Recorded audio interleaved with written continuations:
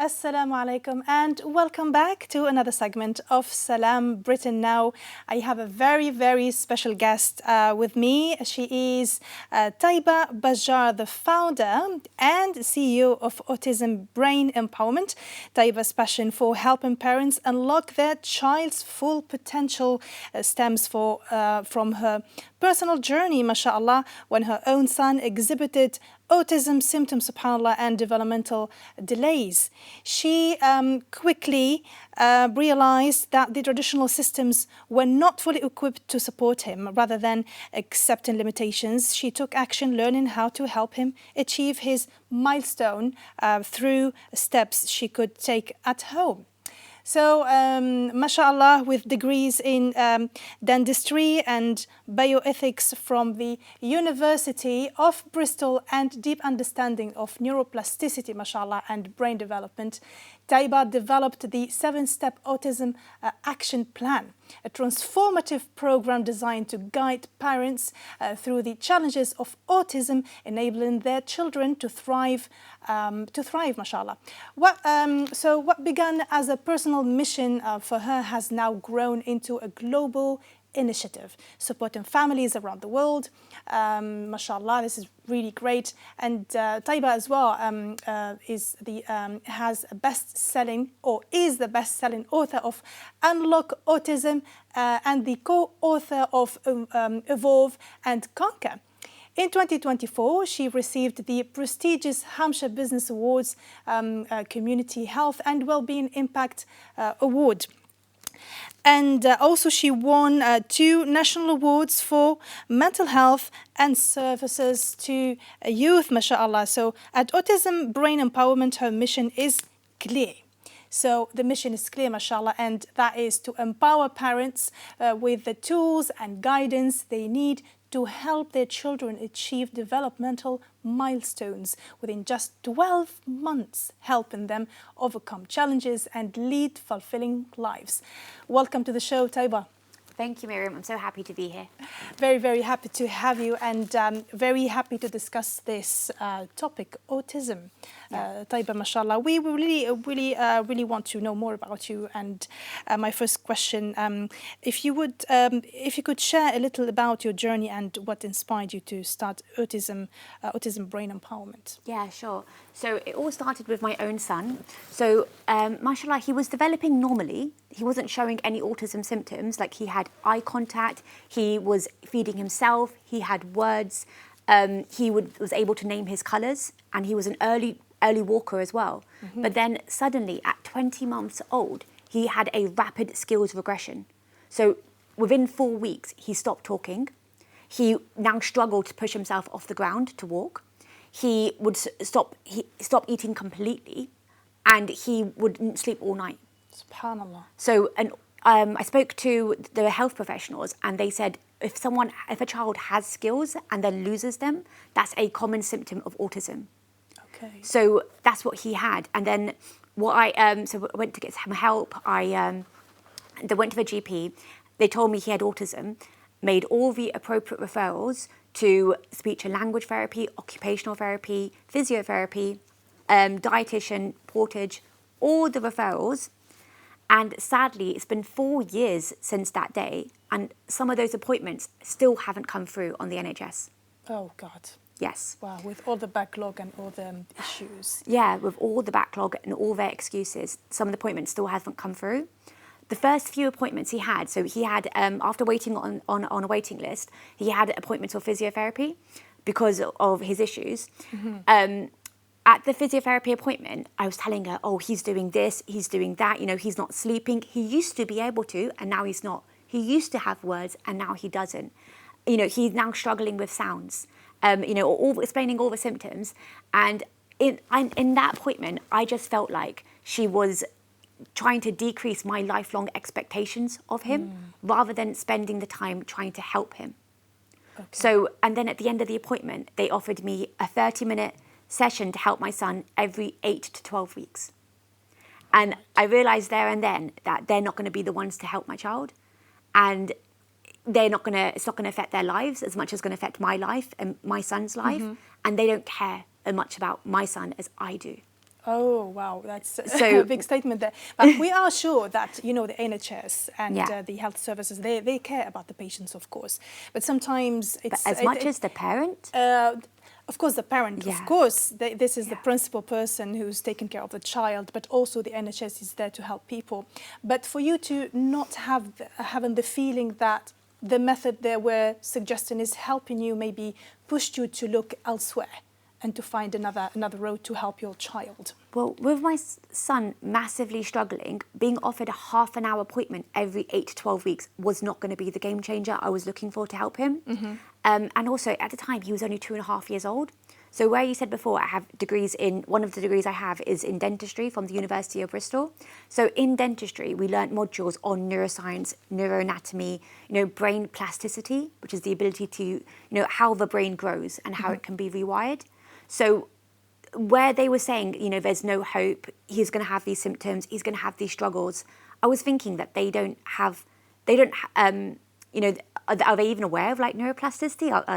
They don't have the same hope for my son, and the fact that you can change his behaviour because things are so early and rewire his brain than I do.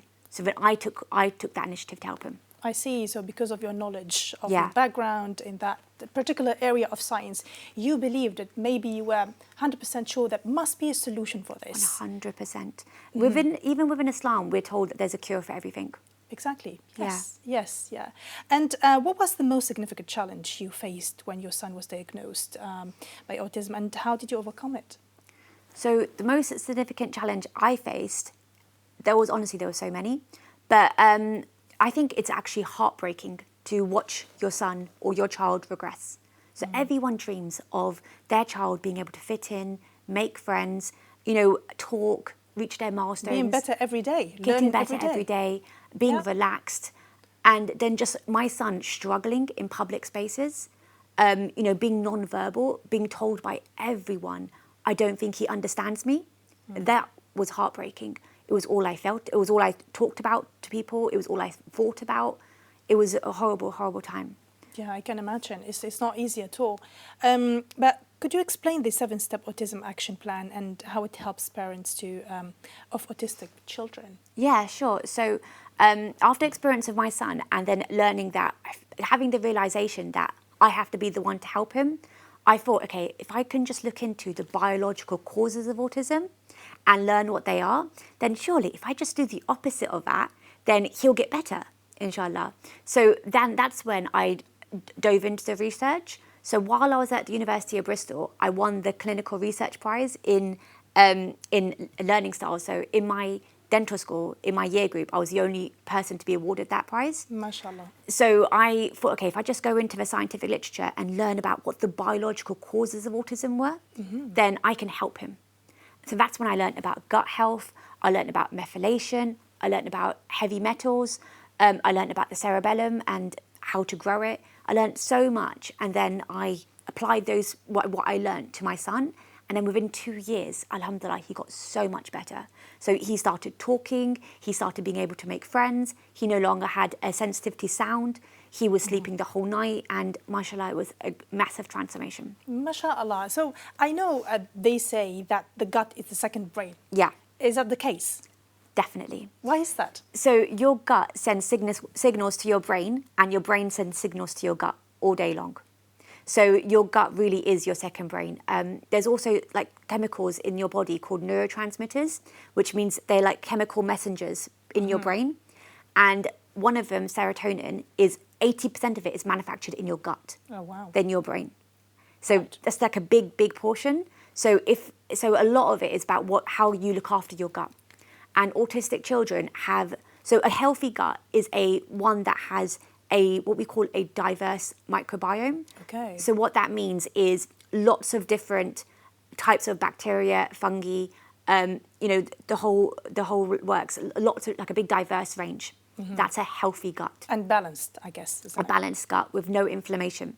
Okay. Autistic children, if you look at their profile, they usually have gut inflammation, oxidative stress, and a lot less range in diversity of their gut microbiome. But once you know that, that's a good thing, because you can change that through diet. So once you start, looking at how you can increase the diversity of your child's gut microbiome through expanding their diet and introducing like fermented foods and omega-3s, you can really decrease their symptoms. So and do you think that inflammation comes from a genetic reason or something else? It could be anything, or it's just genetic? So I believe that genetics load the gun, but your lifestyle pulls the trigger. So what that means is that someone might have a particular gene for something, but that gene doesn't have to be their destiny. Okay. For example, I might have the gene for obesity, but if I don't eat fast food, if I'm eating a healthy diet, or if I live in a food poverty area, that gene will never get activated and I'll never be obese. So your genes are not your destiny. And there's something that's changed in the environment, which meant that, the explanation you get from doctors is that, oh yes, autism is genetic. But if it was genetic, why are the rates so rapidly rising? Okay. So the University of Columbia published research last year, which said about half of the rise in autism cases is due to, an increased awareness of autism. And the other half is a true increase in prevalence of autism. So something's changed in the environment, which is activating that gene. And that whole process is called epigenetics. Yeah. And it's the same thing that we see with food allergies as well. So food allergies is a biological thing, but it's risen rapidly in this younger generation compared to our generation and our parents' generation. It's another biological process, and which children are born with. It's genetic, but something in the environment has changed, which is causing that gene to switch on. I mean, in Arabic there is a saying, they say, al-batn aslu ad-da', which translates to the stomach is the home and main cause of diseases. We have... And I think there is truth in it. Yeah, we actually have a similar saying in Ayurvedic medicine, which is like the Indian, like Pakistani origin. It's very similar as well. Like everything originates from the gut. Yeah, I think we should take care of the gut. We'll be very, very careful about what we eat, what we put in that gut, in that stomach, isn't it? 100%. One of my things about Western medicine and one of the positions that people have these days, which are quite popular, is that they believe that if they have a medicine, for example, paracetamol, a tiny bit of paracetamol, it will decrease their pain symptoms, take away their fever, and cause a chemical reaction in their body, which will do that. But all of us are eating thousands of kilograms of food every single year, and that will also have a chemical reaction in your body. That's a fair point. Yes. I've never looked at it that way. Yeah. Now you mention it, it Absolutely. really makes sense. And it's also causing, symptoms and behaviour changes as well. Yeah, no, thank you for telling us that. I have another question for you as well. So what has been the most rewarding part of your work with families, and how have you seen it impact their lives? So much good has come out of starting Autism Brain Empowerment, alhamdulillah. So on my YouTube channel, I have a playlist of parent testimonials, and the stories are amazing, alhamdulillah. So one of the stories is, one of my clients is called Dr. Kulsum Daya. And she, when her son had autism symptoms, at 18 months old, she moved to Dubai to get help for her son, because she said the NHS is not very good, overstretched, doesn't know how to help autistic kids. She moved to Dubai, and her son had daily speech and language Obviously, therapy. between parentheses, this is just an opinion of people. Obviously, we know that NHS is helping people out there. So, but this is just a personal opinion. Yeah. Absolutely. So her personal opinion was it wasn't going to be the one to help her son. And, being offered half an hour every 8 weeks isn't going to be enough to help her son. So she moved to Dubai and got daily speech and language therapy, daily ABA therapy, daily therapy for him at an intervention centre. Yeah. 3 years later, her son is 4.5 years old. He's still non-verbal. He's still not sleeping the night. His behaviour is so bad, he'd just been prescribed ADHD medication. She joined my programme in January last year. After 6 months, alhamdulillah, her son is sleeping 11 hours at night. MashaAllah. He is talking in sentences, and he's attending a mainstream school. Alhamdulillah. MashaAllah. And the stress that's been taken from the mum, like the amount of burnout she had, because she said where her son was not listening to instructions, not understanding things, he was getting bigger and taller. Yet she was still having to lift him, put his shoes on, help him on the toilet. It was big load on her. So seeing that transformation in the mum as well, not just the child, is amazing. It's a drastic change. But that's one example of many stories, alhamdulillah. Mashallah. So I have another testimonial on my YouTube channel from someone called Saruth Salo, and she is a British Nigerian Muslim living here in London, and her son is 7 years old, and he was at he was getting special educational needs help at a school for the last 2 years, yet he was still non-verbal. He was wetting the bed every single night. He was making a sound like for 15 hours at a time, and he was so hyperactive. And yeah, he got help from school, but there was no progress there. Alhamdulillah, on the YouTube video, you can see the mum has said that within 6 weeks of joining my program, her son is no longer wetting the bed. He's talking in sentences, Mashallah. and he is so calm and focused, alhamdulillah. And she said that, and I told her, she got that transformation for her son, once we were able to find what I call his autism switch, so what it is that's in him biologically that's causing autism symptoms. So I said to her that if I told you 6 weeks ago that in 6 weeks your son will be talking sentences, sleeping the whole night, so from 9 p.m. to 1 a.m., now sleeping from 9 p.m. to 7 a.m. and no longer wetting the bed, you would never have believed me. And she laughs on that testimony like She must be very happy. Alhamdulillah, I have many, many, many happy Mashallah. Clients, mashallah. Mashallah. And that's the best part. Mashallah. Mashallah. So you mentioned something earlier. So you mentioned the health gut, and then the health of the gut, and then methylation, and then other things. Yeah. If you would put percentages of this, these different terms that you mentioned, linked to autism, how would that be? Okay, so that's a really great question. So what I find in children is that there's usually multiple reasons why they have autism. So one of them could be gut health. Okay. And if you ask me, it's not always the case. It's definitely not always the case. Okay, No. it's different from a person to another. Yeah, it's different from person to each person. It's different. But if you're going to ask me for a number, from my experience so far, I would say about 75% is from gut inflammation. Oh, wow, that's huge. And 25% is from environmental toxins and heavy metals. Wow. So in the 7-step autism action plan, it's very comprehensive, and we address every single biological cause of autism to find that child's autism switch. Wow. So I have your book here, and I really want to Unlock Autism. Mashallah. So Unlock Autism. Unlock Autism. So I met you in the Muslim summit, in the Muslim Women Summit, and I saw your book, and I heard you talking about the book. Yeah. And I read some parts of it, and I think there's lots of interesting information in your book. I would like you to give us, just in a nutshell, what's the book is about and the important notions you mentioned here. Absolutely. Okay, so what the book is about is giving parents a 7-step autism action plan to help their child start meeting their developmental milestones within 12 months. So it's like a very practical guide on how to help them start talking, sleeping through the night. Why talking is affected?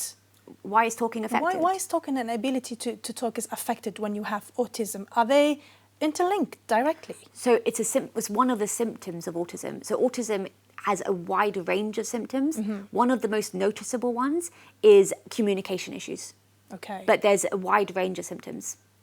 So yeah, talking is effective, but there's a lot of things that are affected, including sleep, including sensory overwhelm and so sensory underwhelm. So it's quite a wide range and breadth of symptoms in autism. We just want to make things a bit clear, maybe add a little scientific information to our viewers. I think it's always beneficial. Sure. I think there is a neuron connecting the brain, and it's the only neuron connecting the brain and the stomach. Okay. It's the only one that any signals coming from the stomach will go directly to the brain, and vice versa. Yeah. And maybe like those signals, if there's any inflammations, any problems in the gut, that will go directly affect the talking the talking ability of the person. Yes, it affects a wide range of things. So the talking ability of the person, the ability to know their own signals to go to the toilet, like for potty training and bedwetting. A lot of it's related to gut health as well. It affects, how they're processing sensory information. So like sounds, and if they're very sensory seeking, repetitive behaviours. It affects loads of different things. So it's not just one thing. It's not. I wish it was as simple as one thing causes one symptom, but it's actually we're all different, and it's like a wide range of things cause a wide range of symptoms, and all of it is under the umbrella of autism. Mashallah. So do you explain all of that in the book?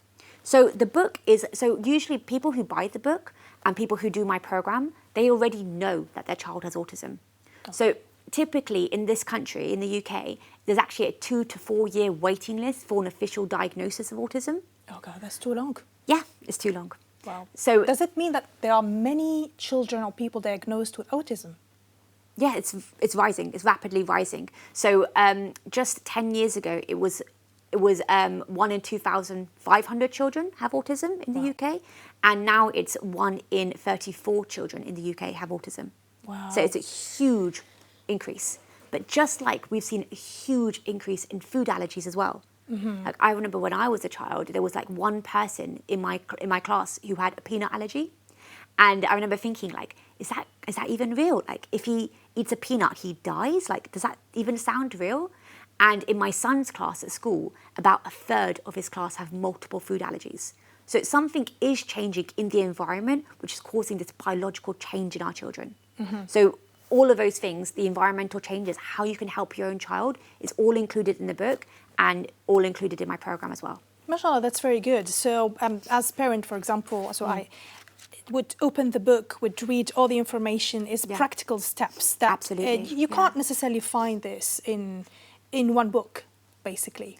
Yeah, so it's been selling really, really well because it's really practical. I've been told by a lot of parents that it's so easy to understand, like it's like having a conversation with me. It's really conversational, and it's very, very practical, and that, really good reviews from the book, alhamdulillah. Interesting, mashallah. Inshallah. So there are barriers, like multiple barriers for parents when it comes to autism, and knowing that child is suffering from autism, for example, and how can they overcome these unpleasant feeling, maybe sadness, and how will they live with that? Okay, so I've noticed that there are two types of parents. Like on the whole, like in general, there's two types of parents. One is a warrior parent who, as soon as they find out their child has autism, they try and do everything to help their child. And usually what that means in the UK is that that parent will fight for those NHS appointments and will fight for, school help, like help in the schools. And that's like what I call a warrior parent. And then there's another type of parent who, they accept that this is a test from Allah, and that their child is born like this, and it's nothing they can do about it. So I feel like there's two types of parents. Both of them will have different challenges. For like that warrior parent, and a lot of my clients are warrior parents, I feel the default in this country is to go to the NHS for help and to go to, to the schools for help. But I don't believe that's the answer for autism. Like I've said, like that Dr. Kulsum Daya, her son had over 3 years of daily therapies and he was still non-verbal. Obviously, it's different from a person to another, from a case to another. Yeah. Of course, like when we have like a health issue, we should go to our GP. Absolutely. We seek help. That's always the professional help is there available for everyone. But of course, this is like a very good initiative from your side because of your scientific background, because of your personal experience with your child. So you are suggesting a method to people that can help them, which is brilliant. But always, people shouldn't go and make their own decision. Of course, they should go and seek their GP help. But we want now to know your social handles. So how can people contact you? Okay, sure. So I'm on every single social platform, so TikTok, Instagram, Facebook, all platforms as Autism Brain Empowerment. Okay. So AUTIS. Brain, BRAIN, Empowerment, EMPOWERMENT. That's also my website is called Autism Brain Empowerment. And I'm hosting a free webinar on Sunday, which you can register for on my website, on the 7-step autism action plan. So learning how to help your child start achieving their milestones at home, things you can do. Amazing. So you no longer need to wait for the NHS or wait for local authority school help. You can help your child at home yourself. MashaAllah, amazing. Taiba, thank you so much for being with us today. It was very enlightening and informative conversation, MashaAllah. And here you go. So make sure to go to Taiba's social handles and website as well. So we came to an end to this segment, inshallah, but we're going to be back with other exciting things in the next segment. So stay tuned. We'll see you soon.